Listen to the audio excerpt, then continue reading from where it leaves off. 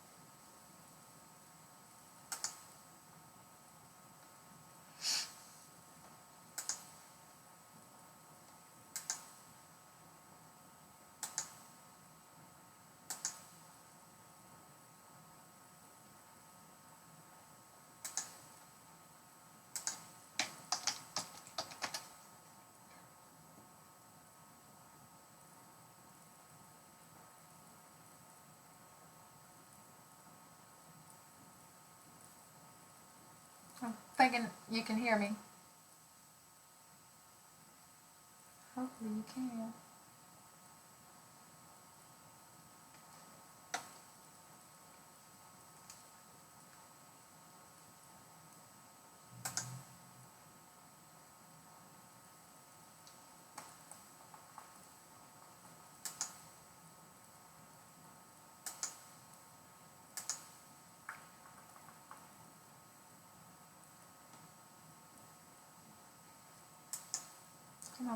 My poor little feet.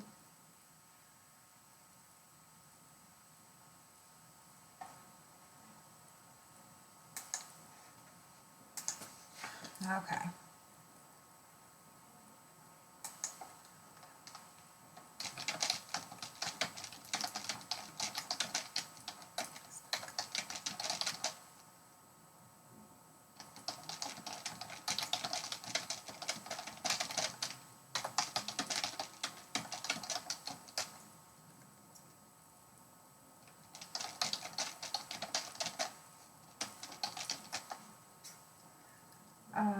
Okay. Okay. I'm not saying I'm able to connect. I don't know if that's true or not. Because how could somebody be watching if it says I'm able to connect? I have no clue.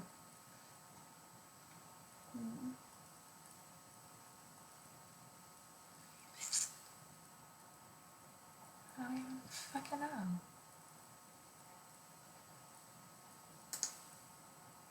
There's all this other stuff on here.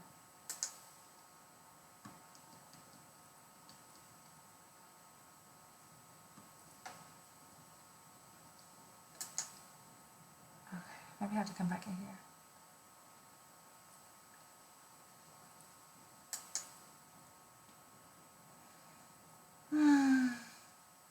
Did I hit that? Let me see what it say now.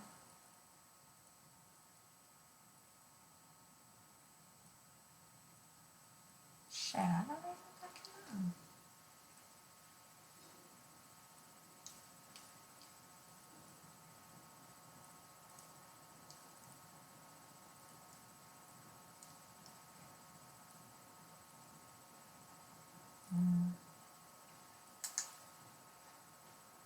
I'm gonna refresh the screen and see if it does something.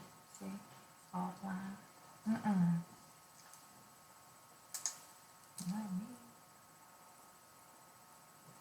Right here.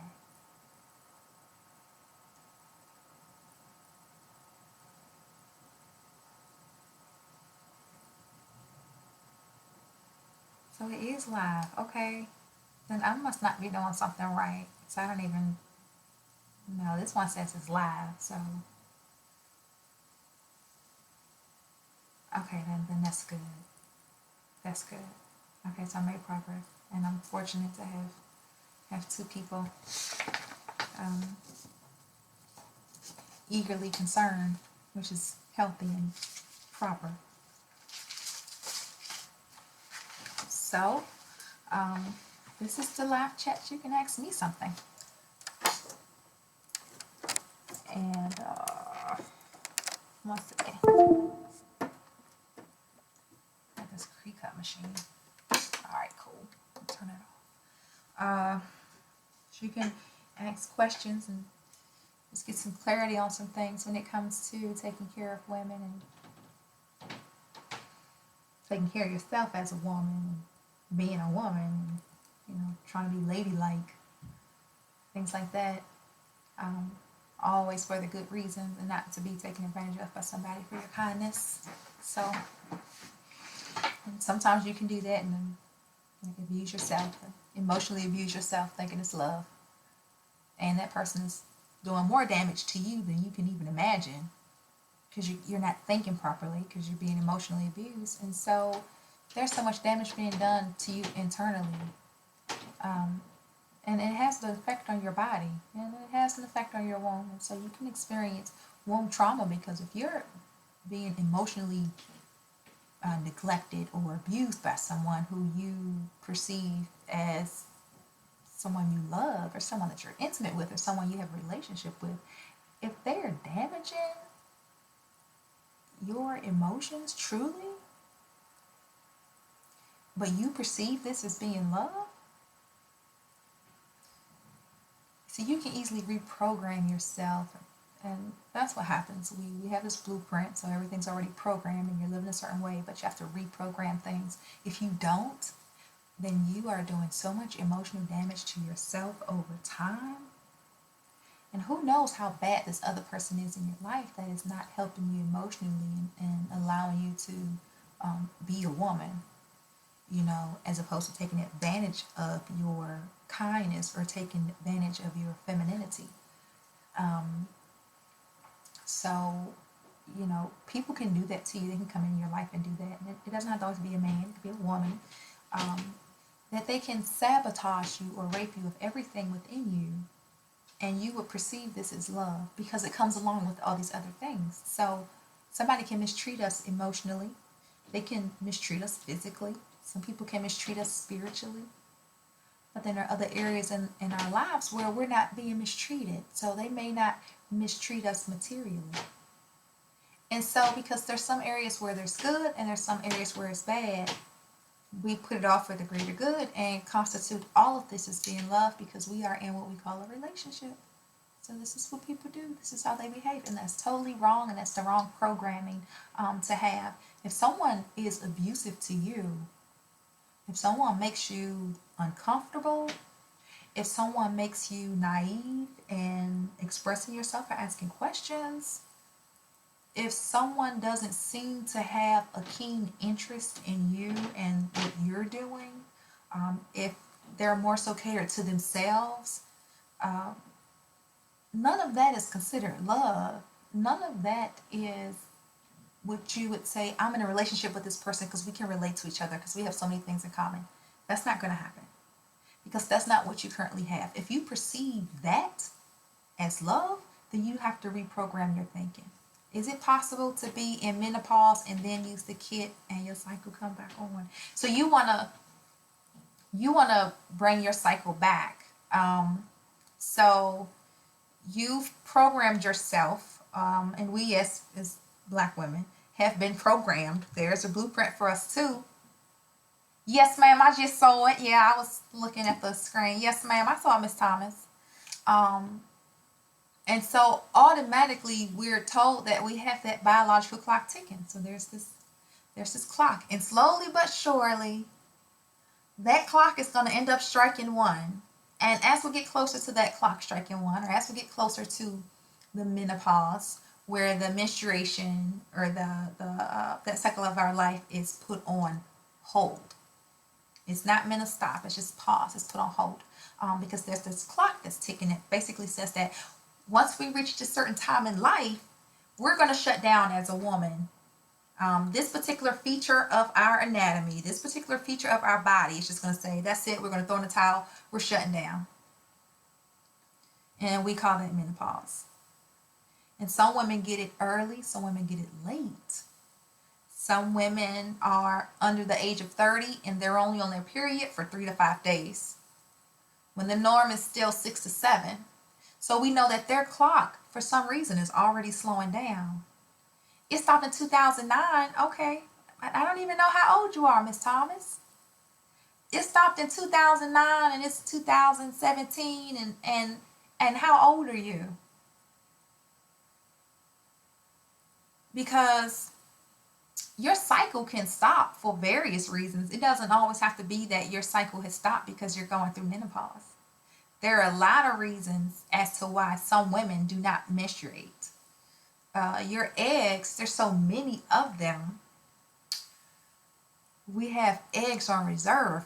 We're just here and just, to be living the natural way, the perfect way with all of these children.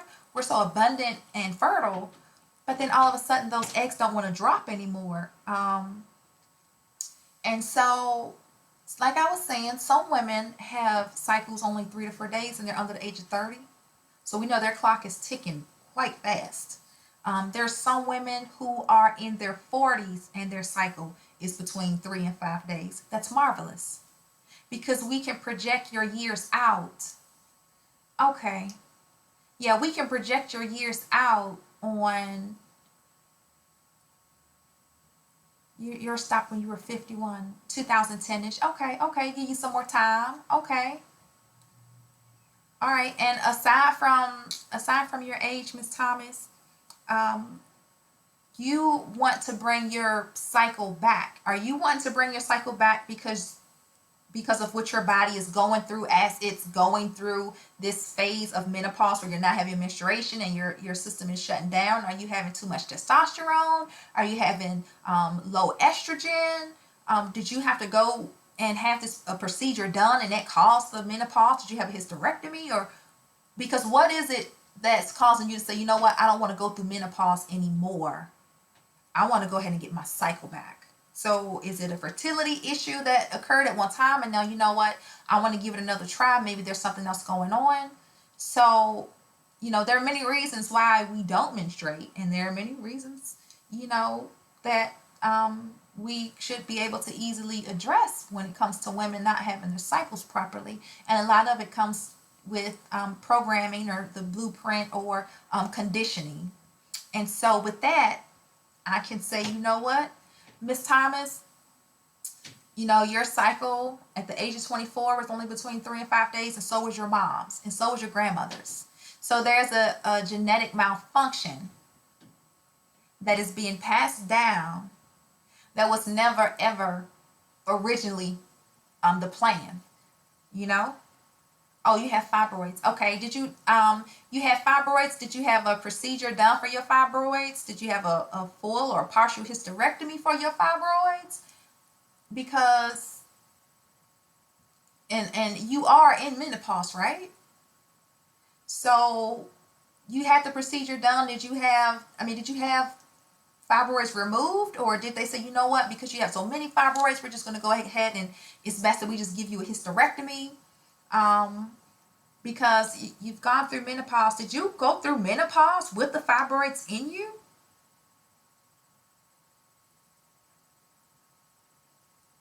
Okay, okay, okay. And we have a tea as well. We have a tea and a honey for you to use as well. Okay, okay. So that's what they said. They said, you know what? You're going through menopause and you're going to keep these fibroids since you're about to go through menopause anyway. It doesn't matter. Just go ahead and keep them. Okay, you had one ovary removed. And you had that ovary removed because of fibroids? Or you had your ovary removed for other reasons?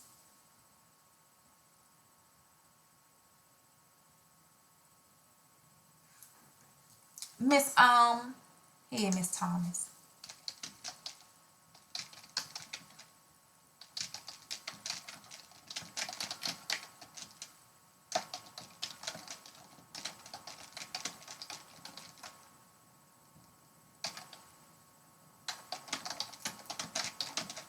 Hold on. If I can talk to you, I can get this done much, much quicker. So if you do that, I see it. Because then I would just have to ask you some other things. So you can send a text through. Okay, you just stopped having a cycle. But you say that this menopause situation it stopped in 2009. So what do you mean you just stopped having a cycle?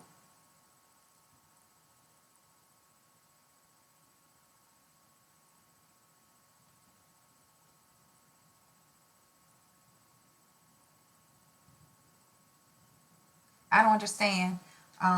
But we go through a lot. What you don't want to do is to have certain things within you as you're going through a journey. So let's say we're going on a trip. We got a lot of stuff to pack. And what's important is truly important. We're going to pack that first. We're going to get that stuff in the car, right? Then there's some other miscellaneous items that we have as well. We're just grabbing stuff because you never can be too sure. We're going on this trip, and guess what? This entire trip, we're tagging along all of this luggage with us. Truth be told, half of it we do not need. But because we're tugging it with us and we believe we need it, it is weighing us down. So that when it's truly time for us to enjoy our trip, when we truly get to that destination, look at all of this junk we got to unpack that we didn't even need. When you are going through the phase of menopause, when your body feels like, you know what, I want to shut down, when I want to unpack, I don't want to have to go through no extra junk. I just want to unpack. When you're infested with any types of toxins or free radicals within the womb space and she is going through her shutdown process, you are causing stumbling blocks for her. And because you're causing those stumbling blocks for her, you go through quite a lot when you hit menopause. You're going to get hot flashes. You're going to have dryness. You're going to be really irritable. Your testosterone levels can easily just shoot through the roof because you're not allowing your body the adequate support that it needs to go through a particular phase. And sometimes you can be going through this particular phase far too early in life because all of the luggage you'd already packed in your vehicle before it was even time for a vacation, luggage that you do not need. And so your body, you're already putting pressure on it. You're already weighing it down. That's what you don't want. You're going to have to try again, Miss Thomas. You can send me a text because you can just talk to me on the phone, sweetheart, and that's okay. I'm going to be talking to you anyway. So it's all right if you don't see me on the screen at the same time, but it's just easier. Otherwise, if you just want to go ahead and keep texting like this, that's fine, and then I'll just keep on talking anyway. So you just go ahead and okay, yeah, see, you're saying that listen to me, sweetheart. You're saying that my period stopped. First was, 2009, 2010-ish. It simply stopped. But you're also saying you just stopped having your cycle. You haven't had your cycle in several years. So it didn't just stop, but you had a procedure for fibroids, but not a hysterectomy. So tell me, you went to the doctor, you were diagnosed with fibroids, right? There came a time when you were diagnosed. When were you diagnosed with fibroids? You better figure out a way to call me, Miss Thomas, because we can speed this up way quicker. And that will be best. That will be best. I don't know what profound is, baby. You gotta pick up the phone, honey. I know somebody interrupted the feed, but they wouldn't interrupt your conversation if you pick up the phone. If you call me, I gave you my number. So anyway, we have all this extra luggage that we're carrying with us, right? You're going through menopause, or Miss Thomas, you feel like your cycle just abruptly stopped. Usually it weighs down or it wanes off. It doesn't just stop. Okay. So it depends on a lot of things, Miss Thomas, as opposed to just stopping, because you've had some procedures done, and I'm not sure what your history is. So I don't know all of your symptoms and everything that's going on with your womb, but for some reason in your mind, you feel like you want to have your cycle again. Why do you want to have your cycle? I want you to tell me, why are you desiring to have your cycle after several years? Or maybe you've always wanted to have it. Maybe you didn't want it to abruptly stop. Maybe you didn't want it to abruptly stop. I don't know. But you got to be able to answer my questions in a timely fashion because I'm going to always ask questions. And it's easier if you speak to me directly, because my questions will keep coming. And I don't want to miss a question with you. I'm just trying to understand why do you want to have your period? Yeah, clarify it, sweetheart. Let me know.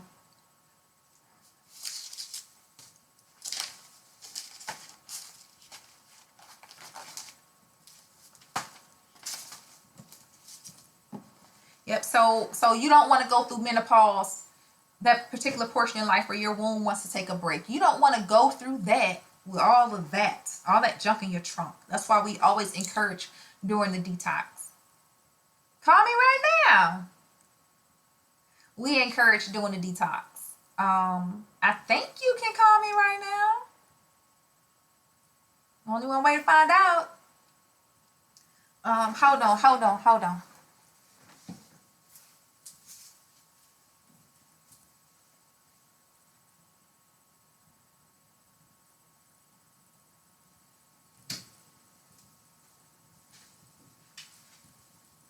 Okay. Got it off the charger. So let me get some service. Let me turn the phone on, and you give me 1 second, Miss Thomas.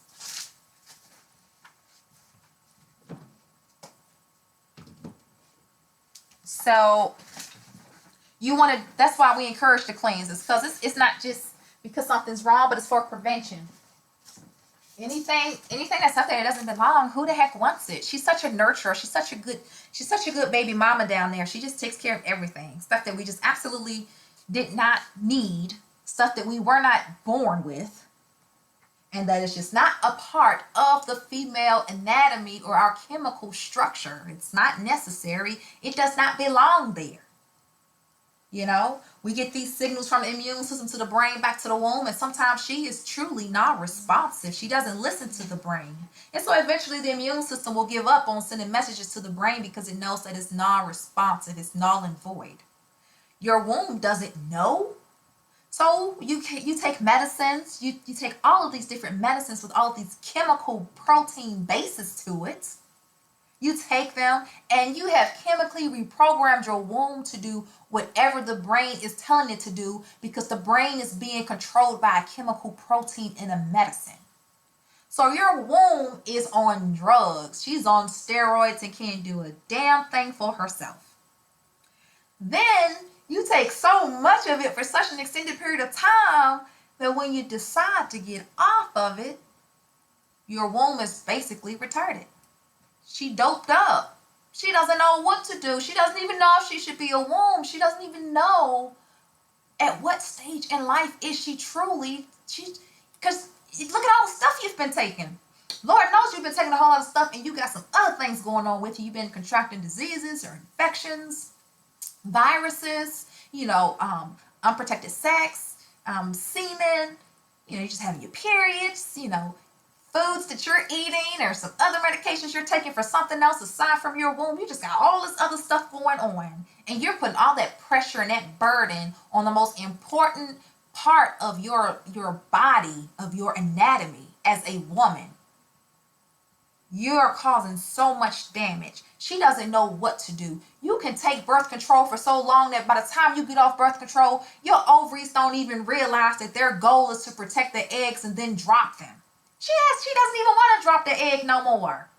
You've been on birth control for so long, your body forgot it was a woman and supposed to take care of the damn baby. Because of the chemicals and the drugs. It's a chemical in it that's making your body do these things because what your body is doing off the drugs is not natural. That's not natural. So you gotta do your detoxing. You have to cleanse your body. You have to cleanse it. I know when you see all this stuff, people come at me and say, Ivy, I don't want all of that stuff you got. I just want the pearls. And that's fine and dandy, but you can't just get them from me like that. Because there is so much going on with your body as a whole that your womb is being affected. So yeah, I'm going to take care of this area, but your body as a whole, the entire temple, your chakras are all being damaged. It's not just the first one. It's not just the seventh one. All of them are being affected. Every recycle bin in your body has to be cleansed. You think you just made it to 50 because ain't nobody shoot you? You ain't get hit in the car and die in an accident. You just made it to 50. That's why? No, that's not why. It's because your organs, your recycle bins have been taking care of you. And as a result, your recycle bins are flooded with toxins, free radicals, and filth and waste. And now you're trying to get through this next 50 years?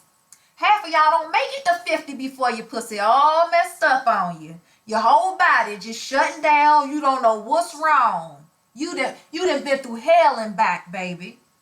You ain't even 50 when you talking to me. So we got to cleanse all them recycle bins out. When most of y'all women got office jobs. You know about the recycle bin on your desktop? Okay, sometimes it'll say you got to cleanse the recycle bin. Shit, you know you deleted all them damn emails. You ain't reading them. It's trash. It's the same way with you. This is your molecular structure. When it gets dirty, you gotta clean it. So when you come to me to get your kit, I gotta clean those areas. Why should you clean those areas? Miss Thomas, you want me to call you now? Why do you want to clean all the areas and not just come to me and say, I just want pearls from my vagina?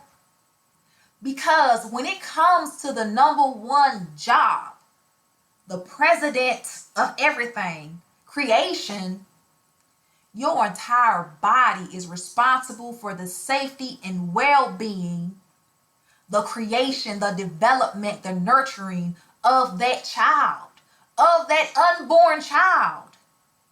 Everything in your body is responsible for that baby. When you get pregnant, everything in your body goes to the baby. Your body don't give a damn about you no more. It's, what can I do for this baby? We about to get this baby. We got 9 months to put this sucker together. We working and we need everybody, all hands on deck. And now those toxic little recycle bins of yours doing all it can to keep the body cleansed. But those recycle bins are also your vital organs that are also needed for the creation, the stability, the welfare, the development, the creation, the goddamn kit and caboodle for the development of that child, for delivery. Everything. And I mean, your kidneys can't say, I don't want to be involved in that. I'm not going to help that baby. Shit. I'm on break. I'm full. My recycle bin's full. No.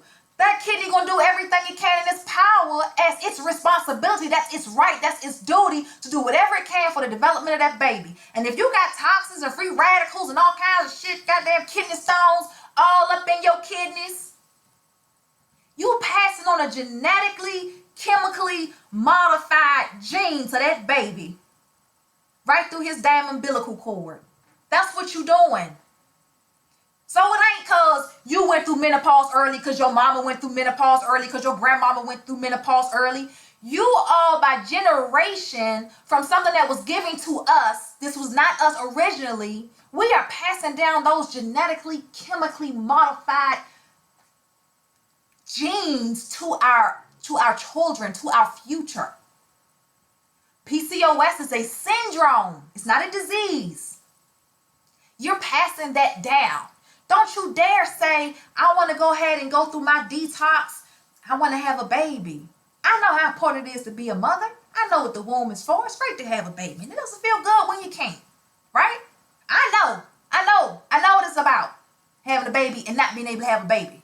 I know what that's like. Okay? But if my mind, body, soul, and spirit ain't right, ain't no point in bringing that baby into this world. So when you start to love yourself and cherish yourself and care about yourself and know it's not just about your vagina, it's about your body as a whole. It's about your mental well-being. It's about your emotional stability. It's about your spiritual relationship with God. How well do you relate to your creator? It's about all of these things within you as a woman, as part of your molecular structure, your anatomy. To want everything to be whole and perfect and pure before you decide to bring another life into this world. You bring that baby into your womb and that womb is toxic and your insides is toxic. Your baby ain't going to come out the way you expected for it to.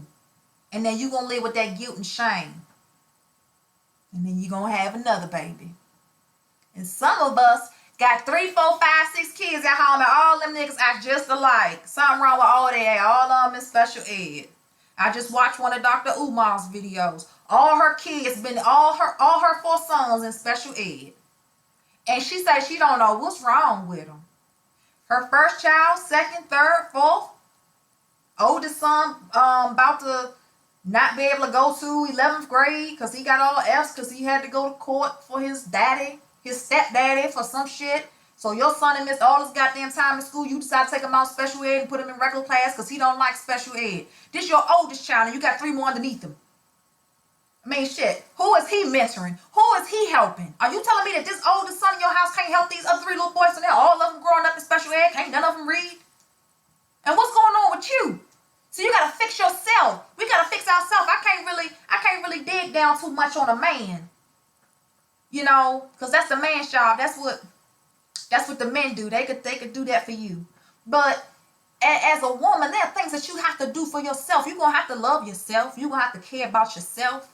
You're going to have to value yourself. Valuing yourself does not have anything to do with how much your hair costs. It has nothing to do with the car you drive or the pocketbook you have. It's nothing that's materialistic when it comes to loving and valuing yourself. That is something that is within you no matter what. You don't have to have anything and still be rich and abundant within yourself. Right? Okay, so we have to be in a place in life like that where you are rich and abundant within yourself. Your level of confidence, your emotional stability, your emotional education is at an all-time high. When you are emotionally uneducated, a nigga could come to you and tell you any damn thing. Anything. Nigga could tell you some bullshit. And nigga could tell you some bullshit that he can't tell another woman. Because she not going to take it. But see, you're not emotionally educated. So when he comes to you with this bullshit, in your mind, you're going to take the low emotional route. Because see, he's already abusing you emotionally, he's abusing you spiritually, and he's abusing you physically. But he doesn't abuse you materially, he buy you shit. So you got your values in the wrong place. But it's all love. It's all love. The bullshit he come to you with, that's love. That's not love to me. You're not going to come to me with no bullshit. It's my goal to always be happy. Now, I understand you might do something dumb. Because people do dumb shit. Right? I mean, I do dumb shit. Like, man, I know I done some dumb shit. I be doing dumb shit, right? But when a nigga coming to you with bullshit, don't take no bullshit. Don't give no bullshit. I ain't about no bullshit. I don't live like that. So why should you come treat me that way? See, when you start getting your mind right, when you truly ready to get on that healing journey, when you really on that journey, you won't take no bullshit. You won't take no type of abuse that you already know ain't no good for you. And then you ingest that into your body and you carry it with yourself. Then you get pregnant. Now the goddamn baby miserable. Shit, baby been crying in the goddamn womb the whole 9 months. Now the baby born, the baby cry baby. What's wrong with the baby? Well, shit, the mama was a goddamn emotional wreck the whole 9 months because all the bullshit she was going through, what she was dealing with. So now you done put emotional trauma on your unborn child from the womb. From the womb. You actually put yourself through drama, get pregnant, and take the baby through the bullshit. God knows you don't have a goddamn boy. It's just a lot. It's just a lot that we deal with as women that we have to fix. And all Ivy can do is help fix the vagina. And all the things that helps create a baby. That's what I do. I take care of the vagina. Okay, I detox them for a living. That's all I do. I eat, breathe, sleep, write, read, vagina. Okay? But we as a whole, as black women, got all kinds of stuff that we have to deal with because there were so many things that I had to deal with before I got into this that actually was preparing me for this. And I went through some bullshit. I'm 36 and I done been through some shit. I mean, I done heard some other stories now. Y'all sisters coming. I say, God damn. Maybe my shit ain't that bad. But then I have women who are younger than me who call me and I listen to them and I realize these are such good women. They're so good. I wasn't like that when I was 23. You know what I'm saying? But these are some good women. Okay? And they're with these bum ass niggas who are not being, well, they're just being bums. That's what it is. It's not about what they're not being. It's about who they are. You're being a bum. Instead of treasuring and protecting, keeping the area sacred, nominating, honoring, putting it first, you don't. Worship? No. You do something deplorable to the colored woman. That's what you do. You're a bum. You take advantage of these women. They're so young. She's young. You're an older man. An older man. And you take advantage of these women. And they're so good. Such sweethearts. So when I get those stories, I tell them straight up. The nigga you fucking with is a bum ass nigga. He's a bitch. He's a faggot ass nigga. Get the fuck away from him. Go take care of your pussy, honey. Because he ain't even man enough to help you elevate you to the next level in life so you can become more manifesting than what you already are. The fact that you have decided to go onto the path of healing yourself naturally already says within itself that you have become one with the Creator for something good and prosperous to your soul. He is a stumbling block. He is like a fibroid in your uterus. That's what he's like. He's like a fucking polyp. He's some shit you don't want. So you didn't come into this world with him or any of the negativity that he brings your way. So why be in the world with him? Why be in the world with something like that? It's not necessary. It's not. So we get rid of things. And as you go through this healing journey, you're going to get rid of a lot of things, honey. You're going to get rid of more than that waste that's sitting up in you. Because you're going to start cleansing yourself mentally and spiritually. And getting yourself back right. Do it for you. We have neglected ourselves for so long because there's so many things that we have to do as a woman. We have a very, very big responsibility. We have a whole lot. I mean, we do everything, whether we got a man or not. We have such a strong level of independence within us. In us, because we carry the universe within us. We have a strong role to play. We are very, very busy. And sometimes we forget about ourselves. And when I say we forget about ourselves, that doesn't mean sometimes we don't make it to Jins to get my damn fill-ins. That ain't what I'm talking about. You don't need to be taking your ass to damn Jins anyway. You want to be on a natural route? One thing I'm going to tell y'all right now is you can't fill your cervix with them goddamn coffin nails. You ain't going to be able to do it. You ain't going to be able to fill your cervix with them pointy ones on the tips either. It's not natural. It's not how you came into this world. You want to be good to yourself and do things to yourself. Love yourself. This is what I got to look at every day in the goddamn mirror. And you may say, oh, Ivy, she's so beautiful. Wait till the shit come off. Wait till it's time for me to just relax and let it all hang low. Okay? That's something I got to live with. That is something I have to enjoy. That's something I have to love. That is something I have to appreciate because this is what I have. I don't have to live my life hoping, wishing, praying, and begging that a nigga like what the fuck I got. Nigga, you don't want this shit? Fucking cool. Okay, bye. You don't want to hear what I got to say? Okay, bye. Because I learned to love myself and be happy with myself. So why can I just be saying, what's all good, whatever, boo-boo? That's life. Love yourself. Because if you don't love yourself, you don't know what you like, you don't know how to give time to yourself, you don't know how to sit your ass in that tub and give yourself a damn pedicure and bend your ass over, clean out underneath your damn toenails. You can't scrub your feet. You don't know how to just go ahead and mop all the floors in the house and then steam clean all the goddamn rugs. You just don't want to just be clean. You don't know how to just occasionally pick up the goddamn toilet bowl scrub and swing that bitch around the toilet one time and then put it back in the tray. Every now and then you don't know how to just go ahead and spray. It's all about cleanliness. You think you love yourself. If you feel like you love yourself, you wouldn't let somebody mistreat you and you interpret it as being love. No. You can't shit on me. But you can't piss on me and say it's raining. Because a nigga like me no peace and I know rain. So you can't do it, right? People have to stop being mistreated by people, and people have to stop misleading people, and people have to stop allowing themselves to be misled. Sometimes you allow yourself to be misled from pure ignorance. Ignorance meaning, no, you ain't stupid. You are ignoring your damn self. You're ignoring your own subconscious to say this nigga some shit. I'm going to get over him. Don't worry about it, Ivy. We going to break up. It's over. I swear, shit. He's a mofo lie. Half of y'all go right back to that nigga. Emotions. Not being educated. Not loving yourself. Not valuing yourself. Not knowing your worth. And have you settling down with a bum-ass nigga who ain't going to do shit for you ever. And now you've become complacent. Kanye said he will get up and leave your ass once he gets on his feet. When we're such good, strong women, we don't care about ourselves. We get a nigga, we forget everything. We throw everything out the door. When you single like me, oh, it's all about Ivy. I'm taking care of everything. I'm getting everything in place. I'm getting it worked out. Nigga come around, you forget who the hell you are.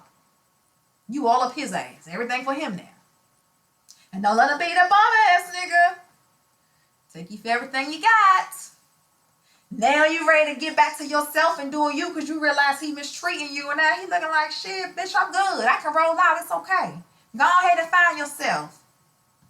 See, don't change for people. You are who you are. If you feel like you got to change to be with somebody, that ain't for you. If you can accept yourself in the way you are, why can't somebody else? But you got to be good to yourself. There's some habits that you have to have within yourself. There's some habits I didn't grow up with.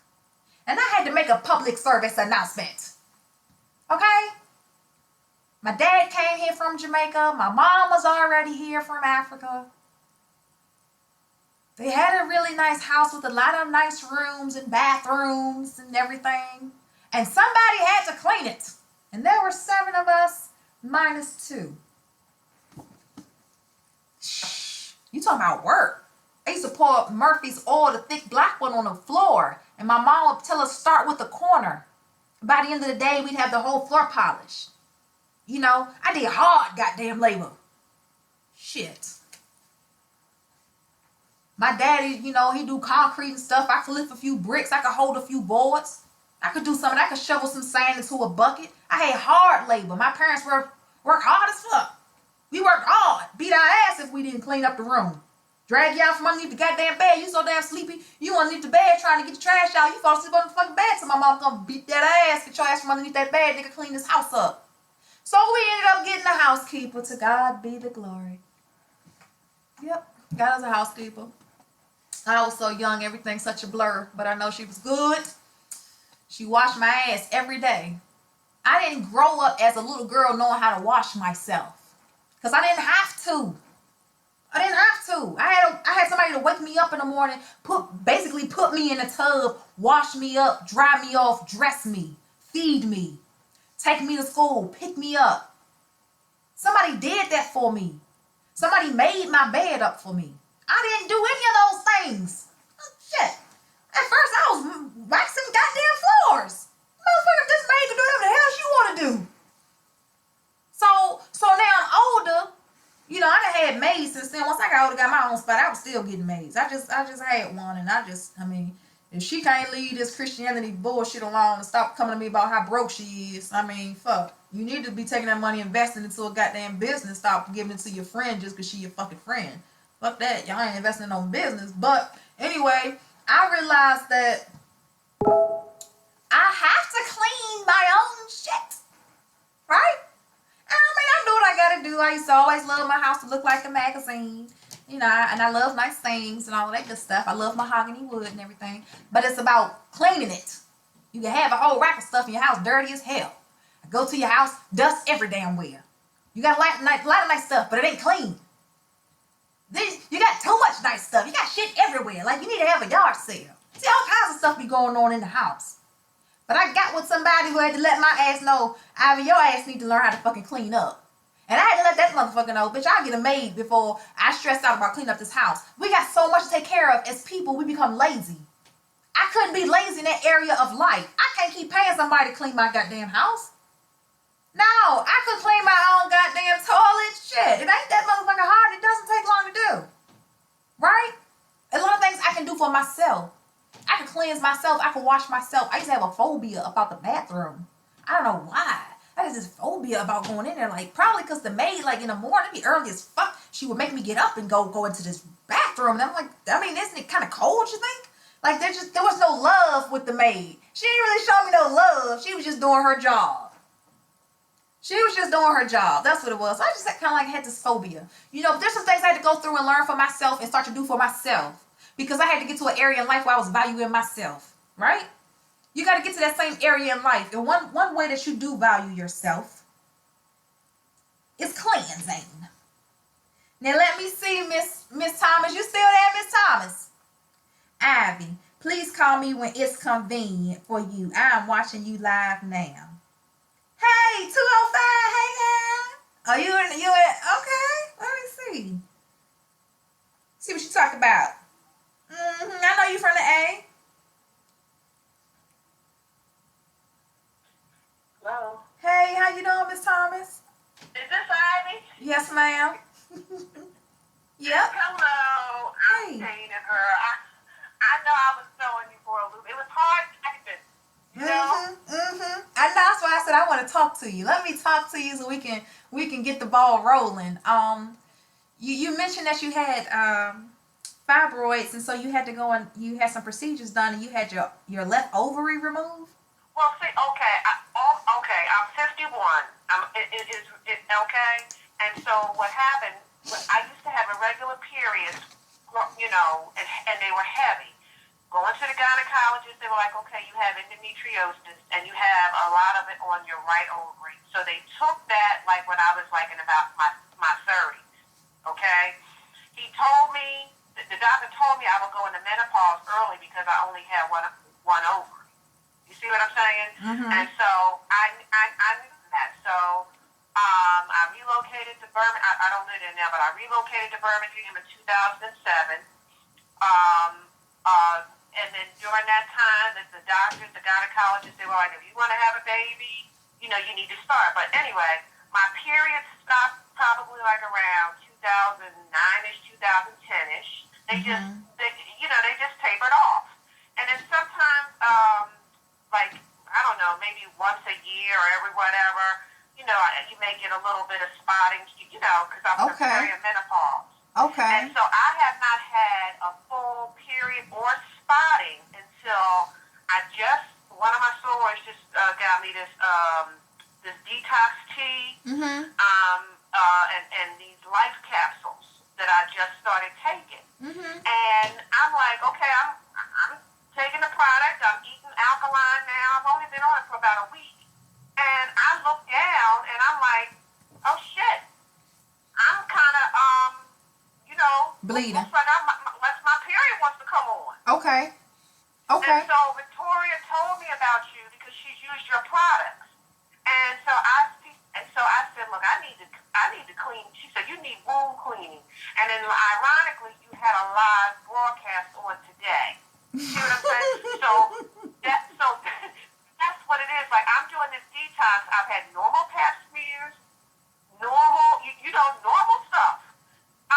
No cancer, nothing. And I'm like, why is my ass spotting now?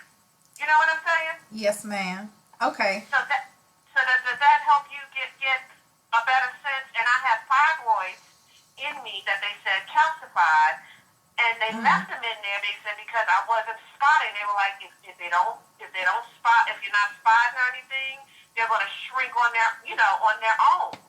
So that's why they left them in there. And then until I started drinking this damn tea and taking these damn life capsules, I haven't had any problems. Okay. All right. So let me get some more information from you, okay? What's your height and your weight? I'm 5'8", 5'9". As of today, I'm 270. Okay. And when was your last pap smear? July of 2016. And it came back normal? All of them, yep. You've always had normal pap smears? Yep. And your current doctor, your current OBGYN, how long have you been with this OBGYN? I just relocated from Birmingham, Alabama to Florida. So I just literally, maybe a month. Okay. But prior to that, I was living in Birmingham from 2007 until you might as well say September 2016. I just moved to Florida. Okay, so this one doctor, you've seen them for an extended period of time, from 2007 to maybe like... Yeah. Okay, all right. In the past, have you ever tested positive for a sexually transmitted disease or infection? No. Have you ever tested positive for bacterial vaginosis? Yes, years ago. Okay, do you know how many times you tested positive for BV? I've never had, is that VD? BV, no baby, BV, bacterial vaginosis.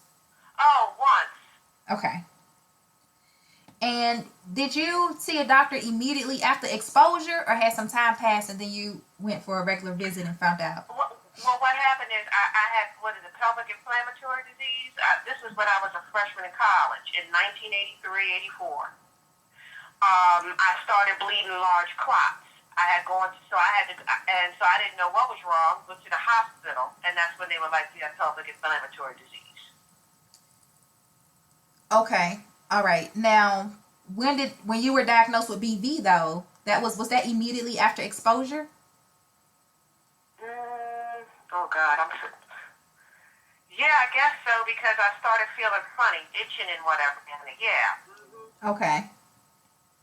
And was that before you were diagnosed with pelvic inflammatory disease? Yes. Okay, I put it at 1980. I wasn't having sex in 1980. Okay. I'm not being funny. That's okay. I lost my virginity in college in 1980.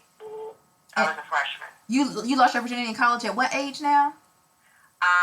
So let me see, I'm 51, so probably 18 and 19 in 1983. I lost my virginity. Okay, so in 1983 you contracted BV and pelvic inflammatory disease? No, in 1984, 85 was the pelvic inflammatory disease. Okay, 84, 85. Okay. All right, and with the pelvic inflammatory disease, did you have to go to the emergency room? Yes. Okay. Because I was working, I was doing a call center at MCI, doing a part-time job while I was in college.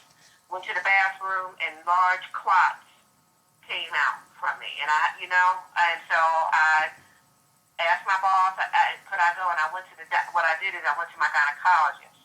She examined me and sent me immediately to the hospital. Mm-hmm. And they kept me for several days and gave me IV, and then I went home. So did you have any procedures done while you were hospitalized? No. They gave me, they pumped me up with antibiotics in the IV.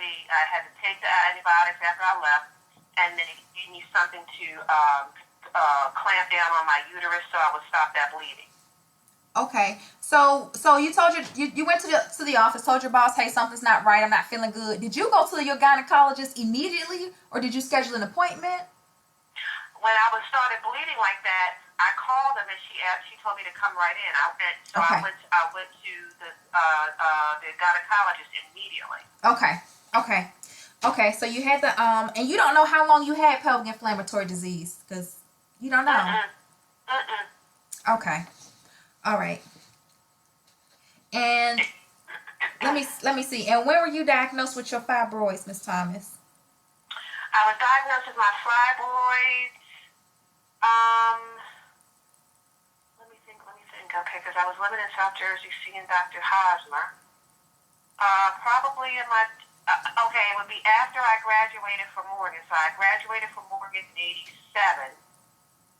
Okay. Went back home to South Jersey. So you might as well say between like 88, 89, like in that range. So around between 88 and 89, you went to see your doctor. I guess this is Dr. Hosmer, and he said, you know what? Let me go and get you checked for fibroids, or were you having some symptoms and you? I was having heavy bleeding. Yes. Okay. Heavy bleeding and a lot of pain. And very heavy bleeding. Okay. And so you had this heavy bleeding and a lot of pain. Had it gone on for some time and then you let Dr. Hosmer know, or was it immediate? Yes. Okay. Yes. So how long had you been having the heavy bleeding since the pelvic inflammatory disease incident? Maybe a couple of years. It was just like, my mom would say I bled heavy. I just thought it was a heavy period. But initially, it wasn't a heavy period. Initially, you were bleeding real heavy, and you went to the doctor, and he said you had fibroids. Okay. After I graduated from college, I kept having heavy bleeding. During your period? Yes.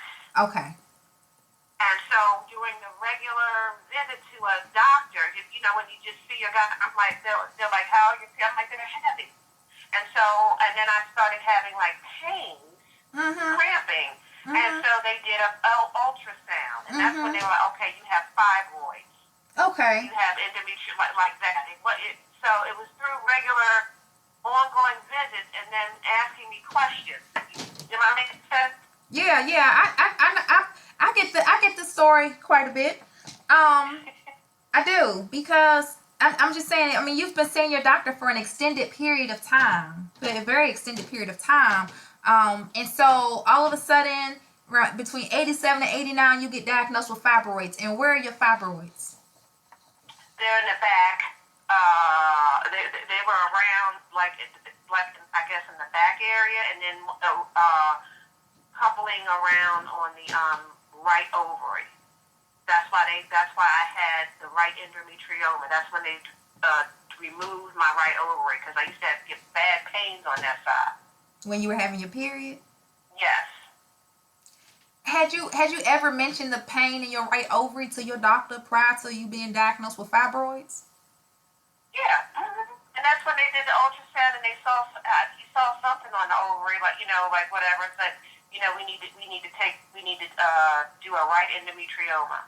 Yeah, but my question to you is, did the heavy bleeding occur? You went to your doctor, and within a timely fashion, you had a vaginal ultrasound, and they said you had fibroids? Or did you go to them first about having pain in your right ovary, and then some time passed? Or did all of this happen at one time? Yeah, like that. I had pain in my right ovary, and heavy bleeding and stuff like that. And you went to the doctor and told him, and then he scheduled you for an ultrasound?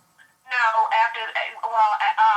yes, and then he also, because of the heavy bleeding, like they tried me on Provera and stuff like that. Okay. And I could never take that.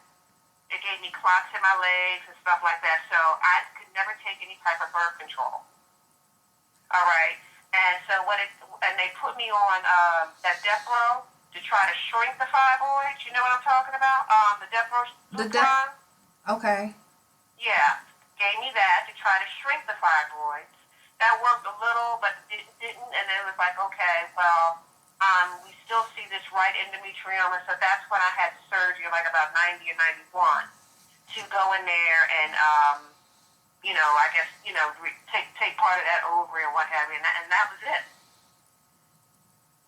It was a laparoscopic surgery. Okay. And have you ever miscarried, terminated, or aborted a pregnancy? I'm too embarrassed to say the number, but yes. Okay, I just need to know the years.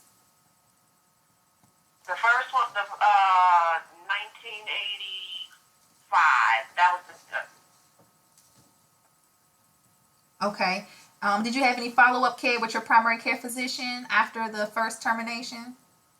Mm-hmm. Okay, and was this an abortion, or did you take a pill? It was an abortion. Okay, how far along were you? Within the window. Within the window. Okay. You got it before the window closed. Okay, all right. And then after 85. I mean, it ain't no judgment. I gotta keep it real. You know Yeah. what I'm saying? I mean, I've had about 10 of them. I'm just putting it out there. Oh, okay. Listen, I got some career students out here, baby. They got a damn membership card. I'm just keeping it real. Okay. Okay, so you had 10. Let me ask you something. Because one of them I lost. Okay. I remember that one because they were like, she kept testing the doctor kept testing my blood, and she kept saying that if the levels drop, that means you're gonna, you know what I mean? And then I just passed it. Okay, you miscarried. And was that the last? Was that your last child? No. In between. No, Okay. All right. So look, I got you down for 85, but I work off numbers. So you would have to give me the other years, or at least like the last. Oh, I can tell you. Okay. Okay. 85. Okay, let me go through. So Michael was 85. Bernard, 80. I gotta say the names. 86. Oh, I didn't even name mine. Okay. Hold on now. No, yeah. Okay. You say it helps with therapy or something? Does it help with you? It helps grieving or something? When you no, I didn't name him. I'm talking about the guy that I got pregnant by. Oh, okay. I'm about to say, okay. No, I didn't name him. Hit me. Hell no. Okay, shit. Let me know. No, I'm the dudes. You want the years. So yes, ma'am. Like who I was met. Okay, so you was with Michael. Got you. Yeah, Michael was like 85, whatever. Okay. Bernard, 86. in 87. I'm thinking, okay, after I graduated, okay, then it's Eric. That was twice. That was down there in around 88, twice by him. Then it was Ron after I went back home to South Jersey, twice by him. Then that was like around 90-ish, I guess. Who came after Ron?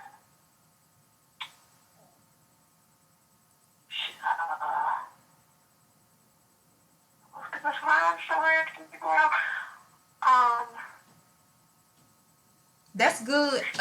That's good right there. Up to Okay. That's you good. see what I'm saying? Yeah. Yes, ma'am. You good because it brings me back to 1991. It brings me up to your surgery. Okay. Cause I gotta do a timeline. Okay. Yeah, Okay, I then gotta wait a see. minute. Okay. Then when I got married, check this out. In 2005, I was around to my ignorant ex-husband. He thought that I got pregnant, like, because the sex was real good. Yes, ma'am. And he, at that time, this is before I got married to him. I went and had that pill. You know that the pill that they give you in case you think you're pregnant. I took that in like 2004, 2005. We never knew if I was or not. You see what I'm saying? But we expected it. You took yes, ma'am. You took something like a Plan B pill. Yes. Okay. Yes. And that's the last. That's the last that I can, in terms of something relating to a pregnancy or possible pregnancy. Okay. Okay. All right. And so I'm gonna go back a little bit. When you had those procedures done, did you have follow-up care with a primary care physician after those procedures? Yes. Okay. And every time everything was good, you didn't have to do anything extra? Correct. Okay.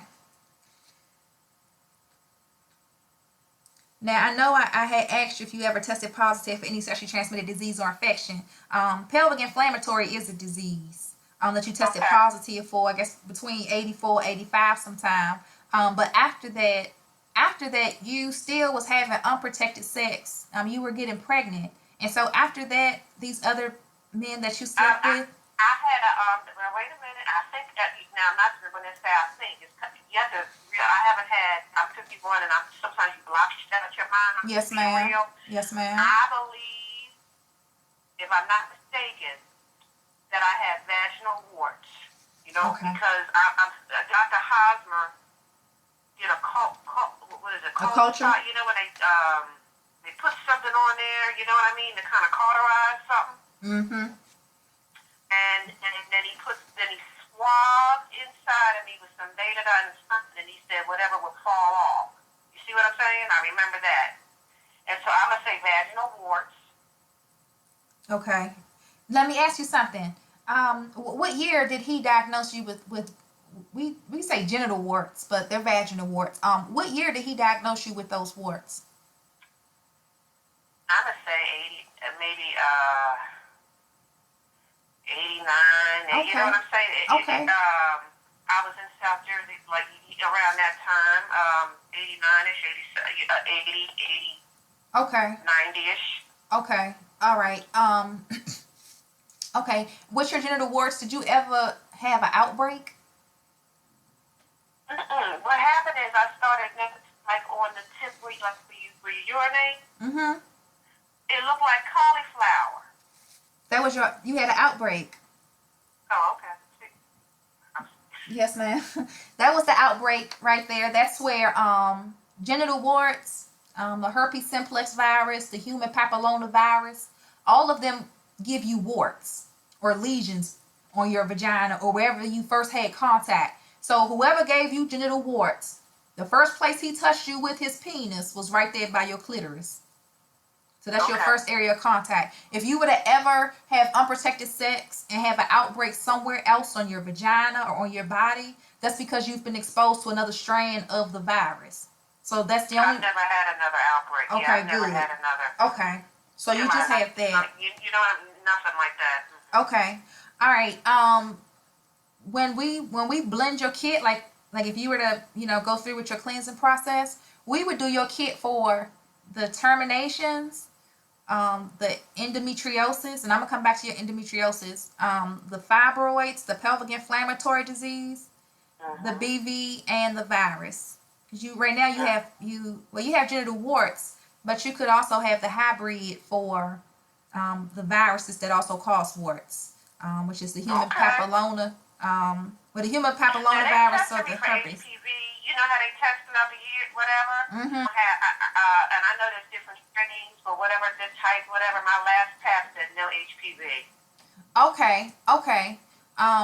And that's good if you don't have the actual live virus, but you also want to make sure that you don't have the hybrid. So you don't. You got that right. Yeah. Put it all in there. Yeah, make sure they don't have nothing. Well, I got you down for the virus. Okay. Yes, ma'am. I got you down for the virus. And then also for the endometriosis. Now they suggested that they go ahead and do a surgery and remove your right ovary because the endometriotum or the area was, I guess it was in the cocoon phase, or it's in the spider web phase where all that tissue got to find a place to dwell, and your womb not gonna get rid of it. So she said, hell, put it over there by the ovaries. Okay, so did they tell you what stage you were in before you agreed to do the procedure? For stage of what? For endometriosis, for your right ovary. No. If they did, I don't recall. I don't remember. I don't remember them saying that. Mm-mm. Okay. I'm sorry. I just. It's okay. I don't. I'm a better consumer now of my health. Okay, and let me tell you something else.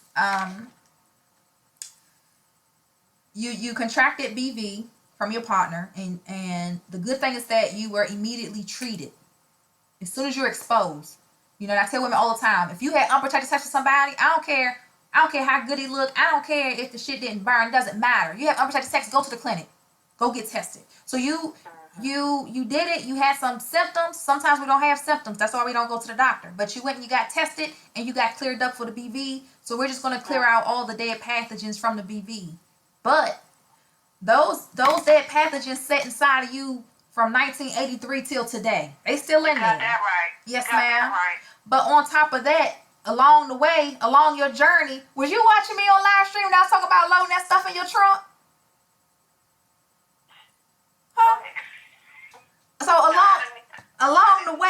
along the trip, you picked up pelvic inflammatory disease, and we don't know when you got it. We don't know when you got it, and the problem with that is, if you don't know when you was exposed to it, you don't know how much damage it did to your womb before you finally got admitted and doped up. They doped you up and had you under observation for 7 days. Your pelvic inflammatory disease got to the point where you was dropping blood clots. They were huge. You could have been dropping more than that. You could have been losing a damn child. You could have easily been losing a child because when you have pelvic inflammatory disease, it causes you to become pregnant in your tube. You get an ectopic pregnancy. Oh God, I'm gonna tell you, the blood was bright red, and it looked like you ever seen like liver? Yes, ma'am. That's how it look when it's coming out when it's a bad baby. Yes, ma'am. That's your uterus and everything. Your uterus lining and everything just coming out. The placenta, everything that was designed to take care of your baby just come on out. Yep, and that can happen. But you get pelvic inflammatory disease from having a history of exposing your body to certain ailments. But anyway, you took the medicine. You took a lot of medicine. Pelvic inflammatory disease caused a lot of scar tissue and waste in your womb. That waste, and so the BV was dead. We killed the BV off, but when you got pelvic inflammatory disease, that disease had to feed off of something other than your gut tissue, because it ate that up and destroyed that too. But it ate the dead pathogens of the BV. Sometimes when we catch these STDs and other diseases, they replicate. And then they can mutate into something else because you got all this other stuff up in you.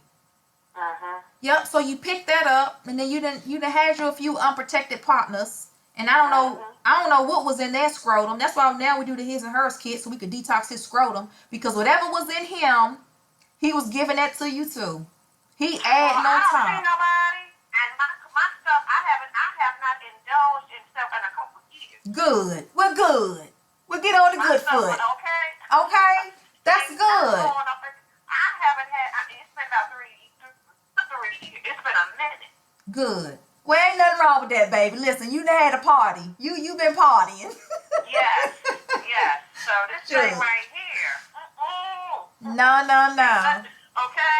And then, see, you were diagnosed so late in the stage of your ailment that the only recourse is surgery, which means you've had it for an extended period of time, and now we're going to do something about it, and we're going to give you surgery. Endometriosis comes in 4 stages. They didn't detect it until you was in the final stage where you got to get surgery. They didn't detect these fibroids. They say they calcify and they going to shrink. We have hard protein particles in us from waste and from medicine. And those hard protein particles that sit in your womb and cause fibroids is from waste and from medicine. He said they gonna shrink. Where the hell they gonna go? Somebody told me, the doctor told her it was gonna shrink and dissolve. I said, well, shit, what, your body gonna reabsorb? Your body don't reabsorb waste. Your body is designed to discharge waste, but fibroids and endo is not natural to the womb. So when it gets in there, all she gonna do is take care of it. Shit, she don't know. She think it's just another baby. That's why you can have 50 damn fibroids in your womb. As far as she concerned, she having 50 tuplets. That's all she know. So you took these medicines and everything, and you got a lot of backache from the fibroids. But when you was having that heavy bleeding, man, they should have been sent you in a long time ago for them heavy periods like that, you know. But you, and then you took the Plan B, so you got some chemical from that. I know a woman, she took Plan B for like every week for like what, 4 or 5 months. Cause that's how much she was getting it in, and I said, damn. And now she stopped taking the Plan B, and her period won't come. I say, well, shit, you done scared your goddamn womb. She's scared to drop a goddamn. She don't know what the hell to do. You keep taking goddamn Plan B every day. You done reprogrammed your womb. She don't know what to do. And then you got all them hard protein particles sitting in your womb from them drugs you've been taking. That's just how it is, baby. So we got a lot of stuff on us that we carrying, and you got a good road trip right here. We just gotta help you cleanse it. Is it possible, can I just ask this? Is it possible? I don't know. All that I've been through, now that I'm doing this detox tea and taking these pills for like my stuff to kind of like start, because when I wiped myself, it was like brown. You know what I mean? I said my spine, like, what the hell is this? You can send me pictures of what you releasing, but it could be helping you to release some of the excessive old lining, some of the endometriotum that you have. It could be helping you release some of that. It could be when you do your cleanse. So it's gonna come out.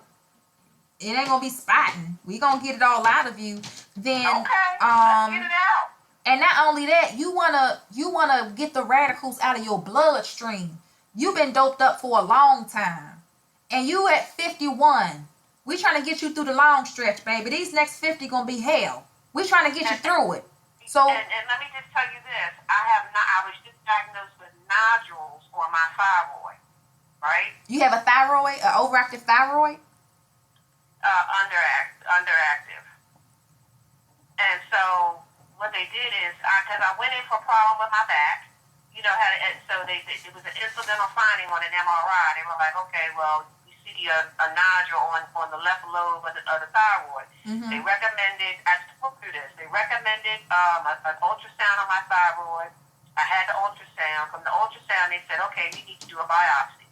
On December 23rd, I had a biopsy of one of the nodules on my thyroid. It came back benign, but I'm just saying I have like 10 on one side, 10 on what, you know what I mean? So I have small nodules on my thyroid. But they gonna get bigger, they gonna grow. Them suckers will grow to the point where are your thyroids? Are they in your throat?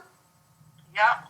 Don't you know that them damn thyroid, them nodules, don't tell your doctor shit. Don't call them nodules, nigga, call them roots. Because them damn roots gonna take root in your body to feed the thyroid.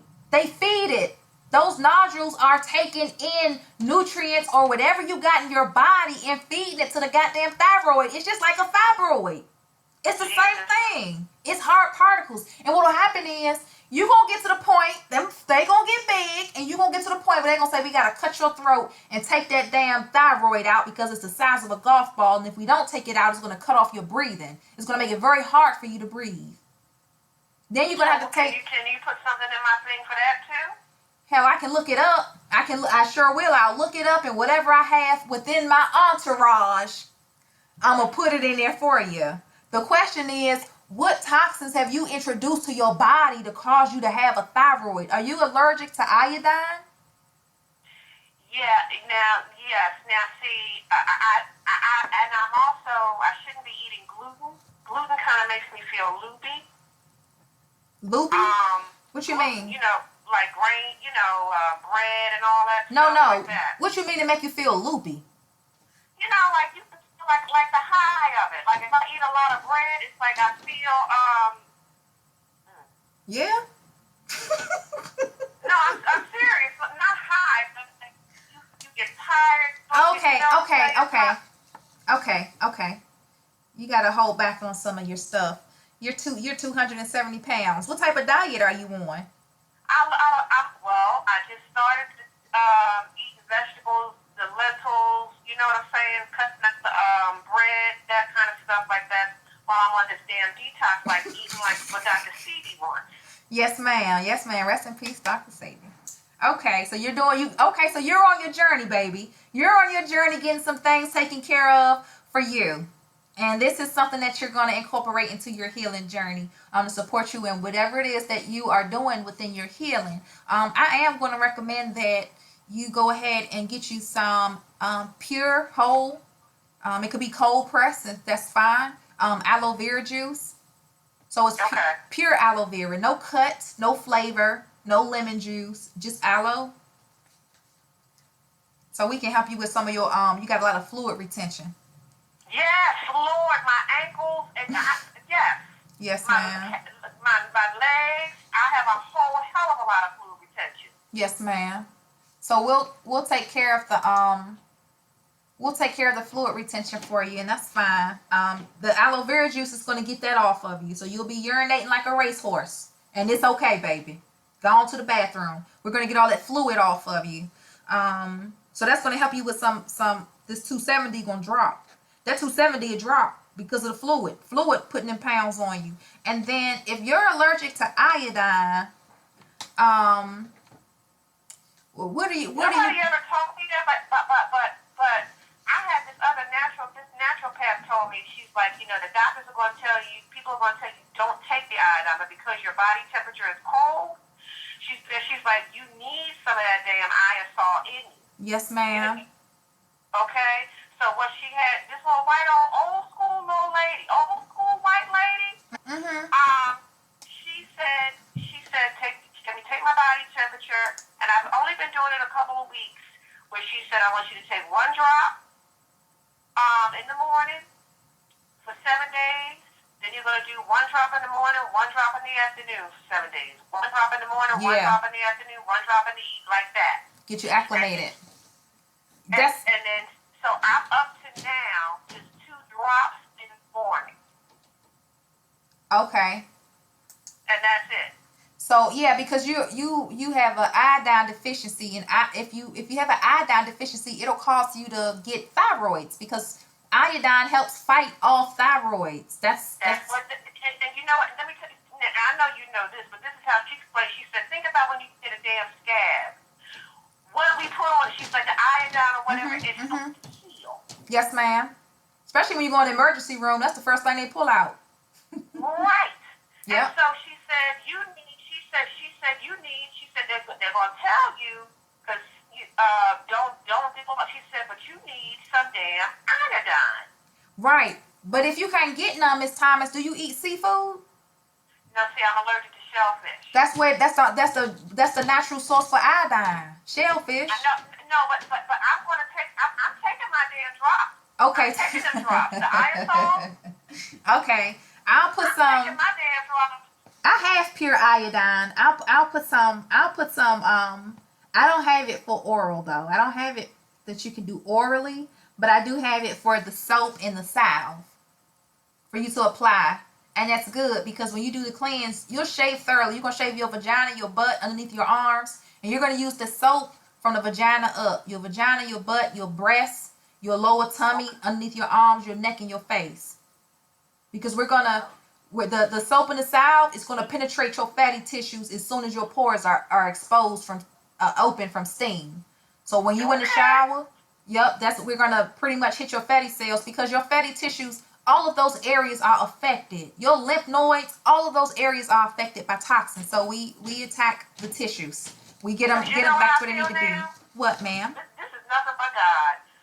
For the past couple of weeks, several weeks, because I've had diagnostic mammograms. Imagine where your right breast is, right? Mm-hmm. Underneath your armpit. Mm-hmm. Come across the top part of your breast. Come across underneath your right breast, and right in that little armpit area. Mm-hmm. Sometimes it's like, think about when your cell phone vibrates on silent. Mm-hmm. Sometimes I feel a sensation like it's like a typing cell phone. You know what I'm saying?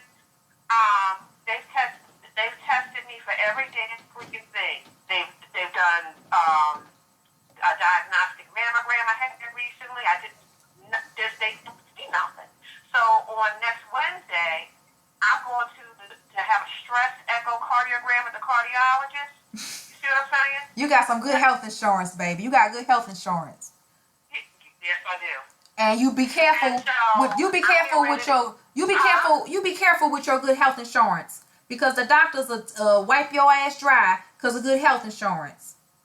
I know. Okay, so you gonna get that X-ray done. What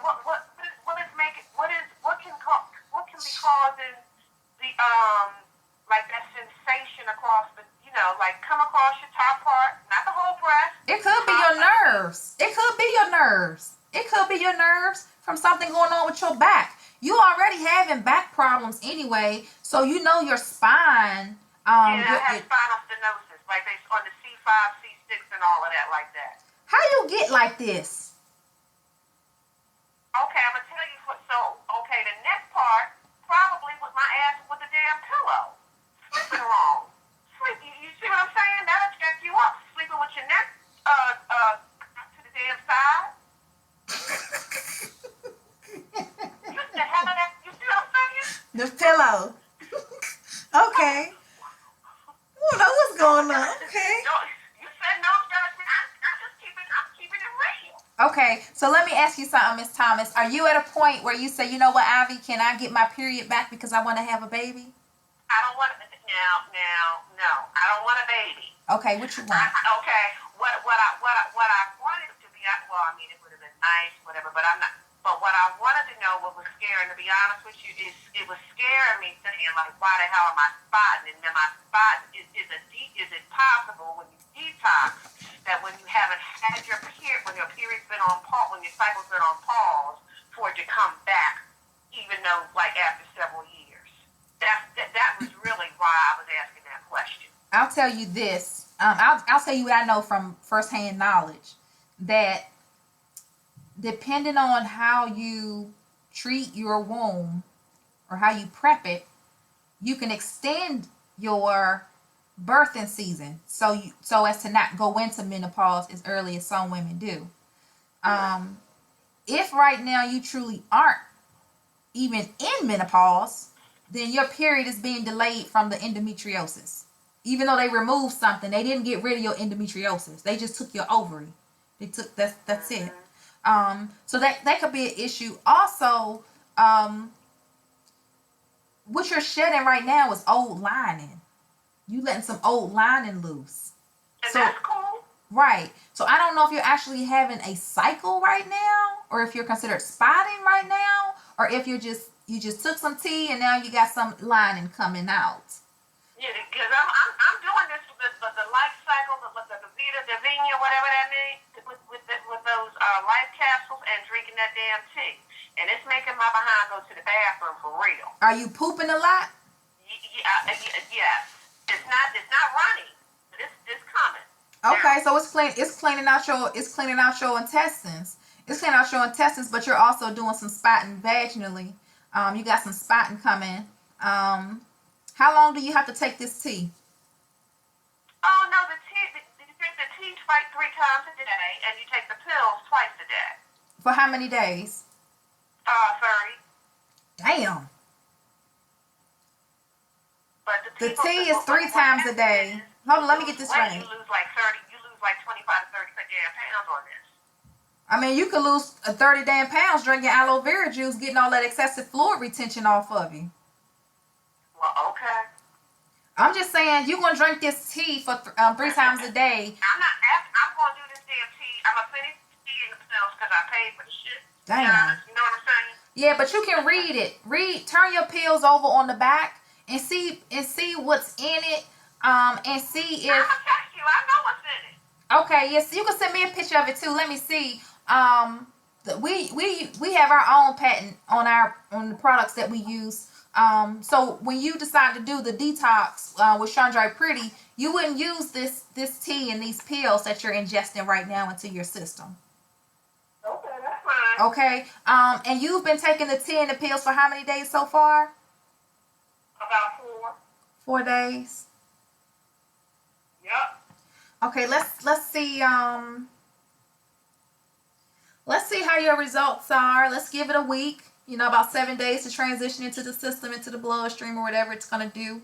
And let's see how you feel after 7 days. Let's see if you got some good improvement. Are you weighing yourself? Yeah, I lost about 4 pounds. That's from all that doo-doo. That's them intestines. You got 100 feet of intestines. There's no way that every time you eat, that food travels down to the last foot of the intestines for you to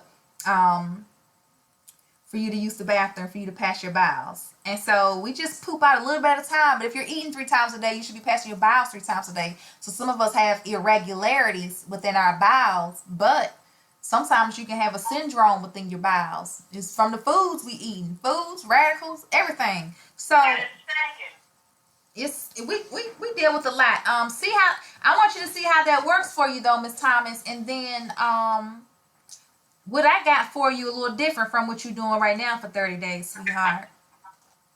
This a little different. But we do have a tea that we use for our honey. And you would drink that, but only for 6 days. 1 cup a day for 6 days. I can't do honey. You know how you get those tests where you get like the IgG when they touch your poop and all that. Mm-hmm. I have an inflammatory response to like dairy, casein, honey, that kind of stuff.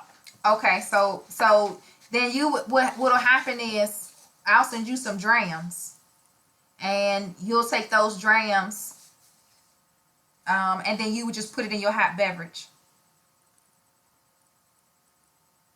You have to put it in something hot and drink it. So tea, you'll still get the tea from me. So you can blend it up with your tea, but you have to ingest it. You have to be able to drink it. So that'll be fine. And then the soap and the salve, you apply that from the vagina up. And then the pearls, of course, go in the vagina. And we want you to get them up to your cervix. We'll walk you through the process on filling your cervix too, because we want to make sure that you know where your cervix is and know whether or not it's smooth or if it's rigid or if you feel bumps, so that if you do, you can go and see your doctor. Because early detection is the best prevention. So I don't want you to wait every 2 years or however long women wait to do it. Check your cervix out, make sure she's okay. And as long as we can get the pearls to the cervix, we can successfully go through your detoxing process. But once you get your kit, and how they come out? You pull it out. It's a string on it. Okay. Yep, you're gonna pull it out. And we'll walk you through the detoxing process when you get your kit, so you can start your first cleanse. And based off of your history, you still young. You're only 50. You got like 30 years of ongoing. We're gonna clean all of this out. So we're gonna give you a clean slate and just remove all of the flora that's not good for you. All the men, all of their spirits and icky stuff. You got that right. I got all of that. When I tell you I cleaned that house, the Colombian that was up in my house,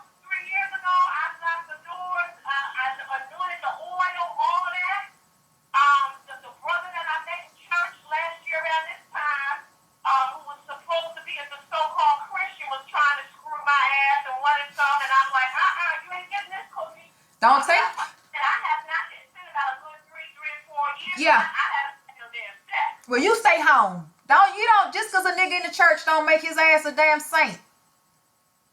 You got that right. Hell, he in there trying to catch him a hoe. That's what he in there doing. Because the women in there think they so bad. This is what they got to come to be redeemed. And that ain't no good. Hell no. Detox and keep it moving. Jesus can't intervene with what you got going on right here, baby. If he could, he would have caught up with your ass back in the damn 80s. Shit. Okay. So, but to God be the glory, baby. We gonna bless your kid and God gonna see you through it. Because you're still a good woman. That's right. God gonna see you through it.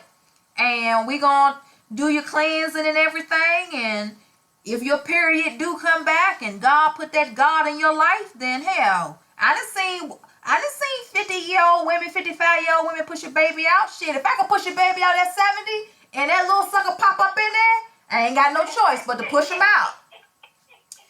That's what we gotta do.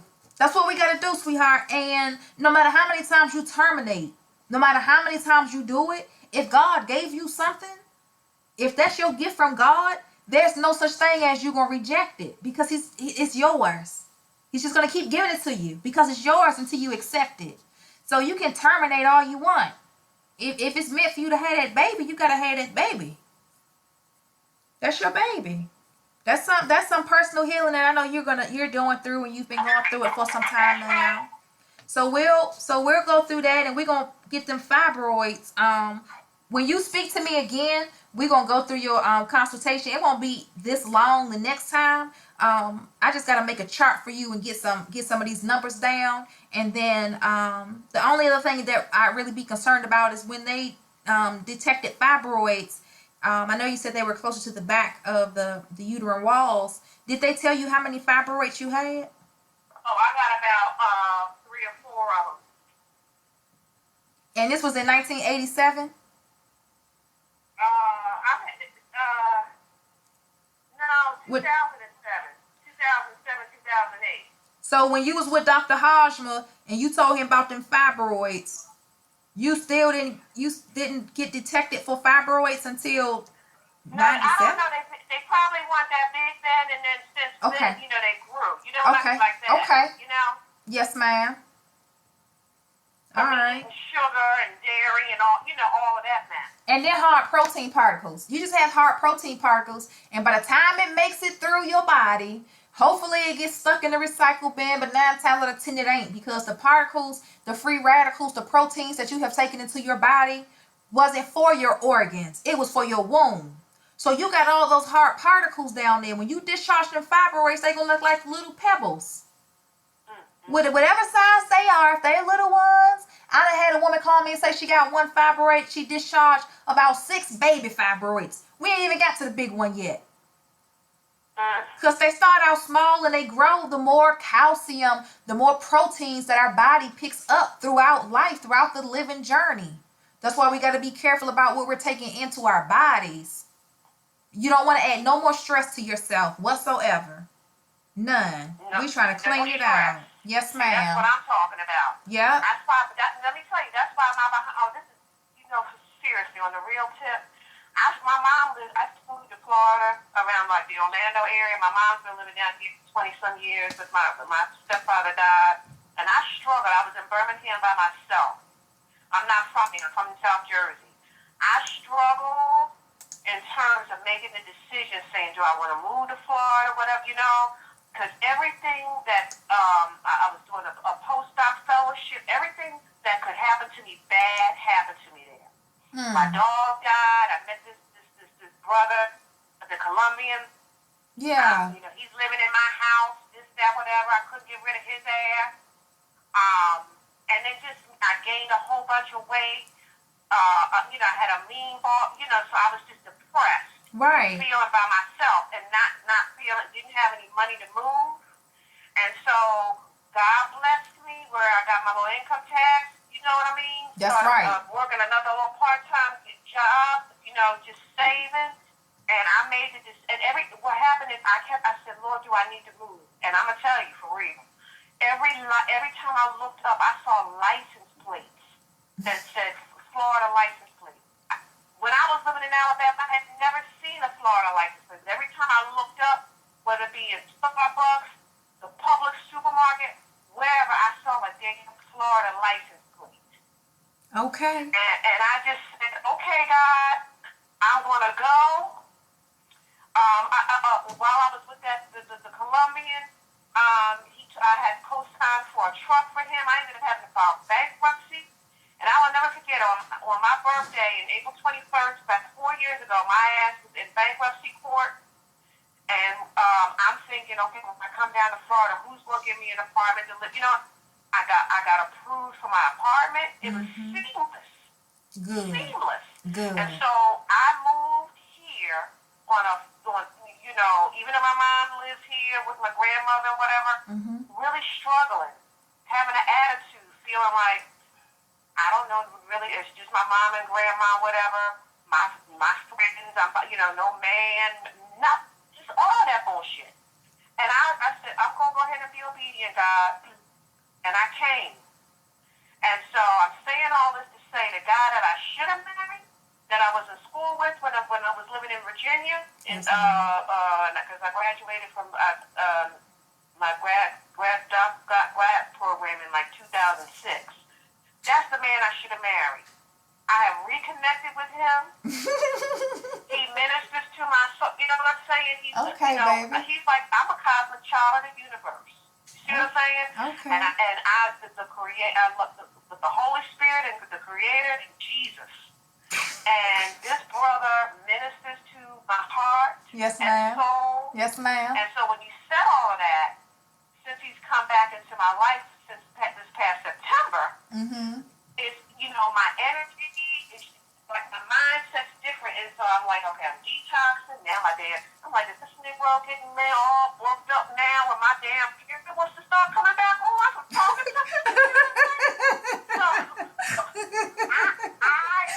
when you said all of that about getting rid of negative energy and all of that, yes. I receive it. Yes. I receive it. So you are helping me prep and getting rid of all of this junk.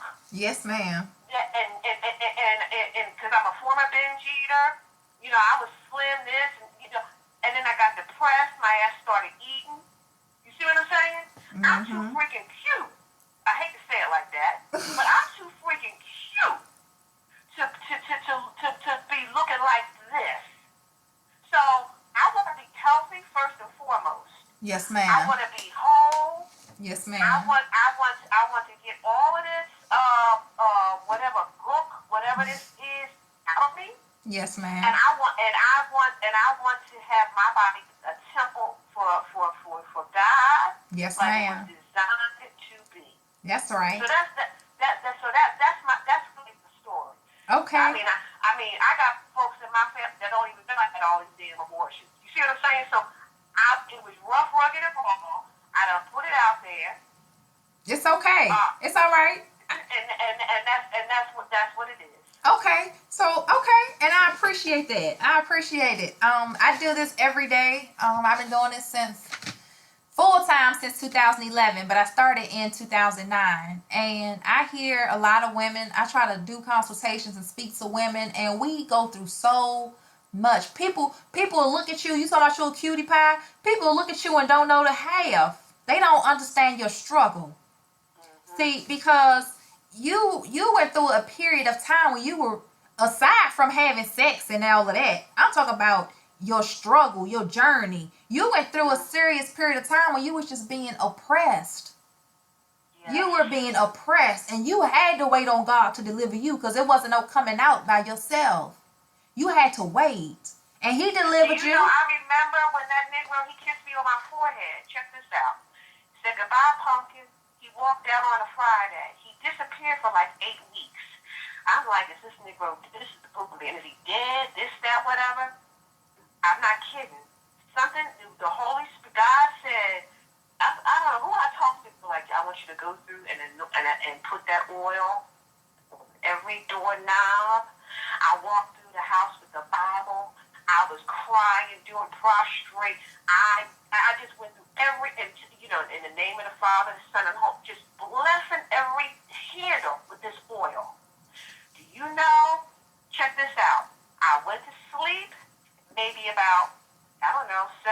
hours later, the next day, whatever, I hear somebody whispering, "Hey, wake up." Now keep in mind, I was asleep. Mm-hmm. It woke me up, and it was him because he couldn't get in because the doors, I had changed the locks and I had closed the screen. So by the time I woke up, you hear this bell ringing, 3, 4, whatever in the morning. I walked to the door. I said, "Marino, what do you want?" He said, "Open the door for me." And I said, "You're not coming back in this house." You damn right. And, His okay, spirit was in your house, though. Either his spirit was there, or cause God don't need to wake you up for that nigga. But I don't appreciate him coming to your house any damn hour of the morning after he been ripping and running the damn streets. After he had been gone for months. Right. And then let me tell you what I heard.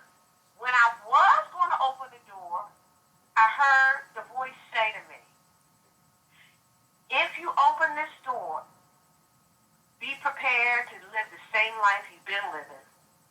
If you don't open the door, be prepared for the life that I have for you." And I pulled my head back. Amen. I heard the voice like I'm talking to you. Good. Because you were going through something, and right now you're in a period of going through your exodus. You are being delivered. You've gotten through the delivery process. Yep. Gone through your delivery. I don't know you. You know what I'm saying? Yes, ma'am. Oh, don't get emotional. No, girl. It's time for you to work. I have thought that God has forgotten about it, and I'm like, I gotta keep believing. Yes, ma'am. I gotta believe. You're gonna always keep the faith. If you ain't got nothing else, you got faith, and you put faith in yourself, because you had to keep yourself up and going, because you could have just gave up too now. Hell. Yes. You could have stuck with the nigga. And to be honest, that's when I overindulged with food. I was drinking. Mm-hmm. I was functional with probably alcohol. You see what I'm saying?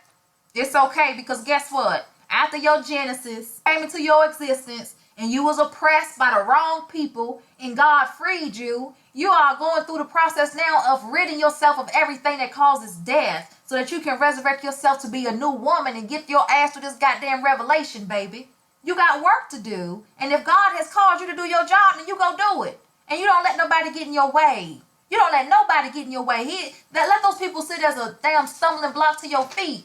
You step on them and you keep it moving. And you best believe, Miss Thomas, the devil ain't done. The enemy ain't done. He really gonna jump on you. Because that's his plan. That's any of God's children. That's his goal. That's how I know that I'm special. You are special. Because God keeps, the devil keeps throwing stuff at me. Yes, ma'am. So that's how I know that I'm special. But you dodging another thing of my goal, I don't wear dresses because I have, if I was shaped, when I was slimmer, and I hate to use her as an example, but my shape probably would be like a thicker Beyonce. I'm curvy. So you ain't curvy now? Oh, I'm curvy now. Okay. With an ass, you know what I'm saying? Okay. Little face, ass, all of that. Okay. And so what happens is my legs are big. So I don't wear dresses because I have big calves, big ankles, big. You know what I'm saying? But you're going to get that down. You're going to get a lot of that down. A lot of that's going to go away. A lot of that's just cosmetic. That's what you changing your diet, changing, things that you're eating, the way you're living your life, being more active in your life. That's going to, a lot of that you see within yourself right now is going to change because you're going through a healing journey. A lot of what you got on your body is because of circumstance. It ain't because of your DNA, baby. That's because of circumstance. So a lot of that you're going to get rid of. You're shedding that, especially all this stuff you got. You know what? You really I want to thank God for you. I really do, because I just want to thank God for putting you into this place on this side of eternity. Yes, for us to have this conversation right now, because I receive what you're saying about how I am shedding. You are. You got to shed to come through your resurrection, sweetheart. So you getting rid of all of that death, all that's unwanted that stop you from being whole. Get it. Yes, ma'am. And you can't beat yourself up. So is life. We all go through things and we all make mistakes. But this is the good thing is that you didn't learn from your mistakes to the point where you said, you know what, God, I'm ready. I'm ready to do your will. Go ahead and get in my life and let's make this thing happen. And you just keep on listening. I'm ready. Yep. I'm ready. Don't let the hand go. I'm going. Let me just say this. I'm not thinking that I don't have no damn cancer. This is just part of me, my line and whatever shedding and you're gonna be part of my healing with what yes, ma'am. for me, and I'm gonna do my plan. I'm gonna get myself. I'm gonna start walking more. That's right. Even if you wake up in the morning and let's say you wake up and you go to the bathroom, before you come out and say, well, let me go sit on my bed or let me make my bed up or let me go get back in my bed, just drop and do a couple squats. Just do about 10 of them. Anything. Okay, when I get off the phone with you. Yeah, just do 10. Yeah, yep, that's what I'm saying. Just do 10. You ain't got to kill yourself. Just do 10. Because you got to get in the regimen of being good to yourself. And eventually, that's what you're going to say. Shit, I look good. I ain't doing no squats today. Hell no, you got to still do them. Don't. Okay. You got to pick them up. Because we at that age where your health is number one priority. You ain't at that stage in life where you in your 20s and you just bouncing back. No, baby. Right now, you got to stay focused. Yeah. Yes, ma'am. This is my Michael Jackson moment right here. This is it. Okay. Well, who's bad? All right. You're doing good, though, Miss Thomas. The fact that you decided to go on your cleansing journey. You can call me Dana, Dana, whatever. Dana? Can you? Okay, Dana. Hey, look, all I see on YouTube is D. Thomas. Okay. Yeah. Your name is Ivy? Yes, ma'am. Ivy. Yep, that's me. That's the little lady on the other side of the screen. And, I try to reach out and talk to the women because sometimes we don't get to do all the consultations. I got a lot of women to speak to, and on average, we can talk for about 2 or 3 hours, one woman. So, oh, Lord. Yep. And let me ask you this, Ivy. Now, it doesn't matter, but I'm just curious. The feed. Are you able to delete that feed? Was that too much personal information? Because I never used that. Oh no, you okay? I'm still going live right now, but it's saying my stream health sucks because I have Charter. My internet is no good. But see, I wanted to get to the point of doing live streams because I have over 1 million views on my YouTube. So people come to me and watch, but I need them to know that once you come to Chandra Pretty, you don't need to look nowhere else when it comes to detoxing your womb. Because I'm the master teacher for detoxing the womb. So you don't have to go anyplace else. So I try to catch women because what'll happen is they'll see me and then they'll think that they can get my product somewhere else and then they run into a ripoff. Oh, no. Yeah. You're the master. I understand. Yes, ma'am. I'm not talking or doing nothing with nobody else. Yeah, this is what I do. Yeah, I can read your womb. This is it. Yep. I have 2 more people that I want to turn on to you. Okay. My cousin has a fibroid so big that she can move it. Damn. Yeah, and guess what? The doctors knew she had that fibroid when it was the size of a damn golf ball. Hers is huge. See? And she's like, no, because I said, Derek, there's this woman that does womb cleaning, and she puts these herbs in you, and you pass. She said, oh, Lord, I need her. So, yes, ma'am. Yes, ma'am. She can have her own consultation, just like I did you know what I'm saying? Whatever. Yes, ma'am. Let her divulge whatever. But yes, ma'am. I get my body healed. That's right. As a matter of fact, I have already started. What did you call it? I've started my journey. Your healing journey. Yes, ma'am. Because you've been living. We all been living. Now it's time to heal. Because we've gone through so much. You need to heal. I gotta see your face. You must be a cutie on duty because you got some guys out here. Let me see now. You want to see what I look like? I'll send you a picture. Okay, let me see who I'm talking to on the other side of this phone. Wait a minute. Let me. Yeah. You know what? You might have to wait, ma'am.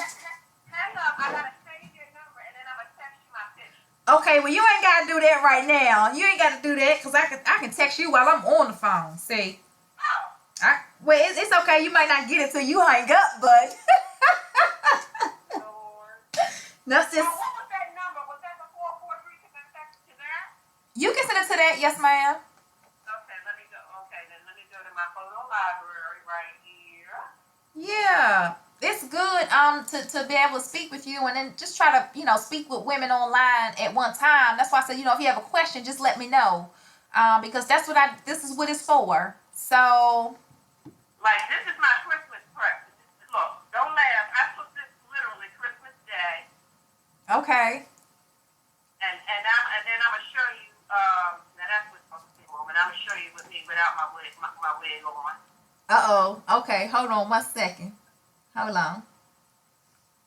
All right. Well, I don't even know if you can still hear me, Miss Thomas, but I'm gonna go ahead and just cut this stream short because we've been on here for 2 hours now, and I think I did really, really well, and I got to speak with someone who was highly interested in taking care of themselves, which I appreciate.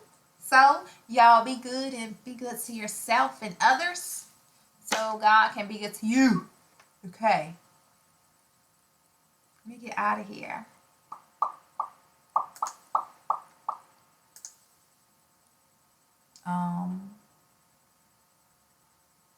Which let me see if I could just close it out.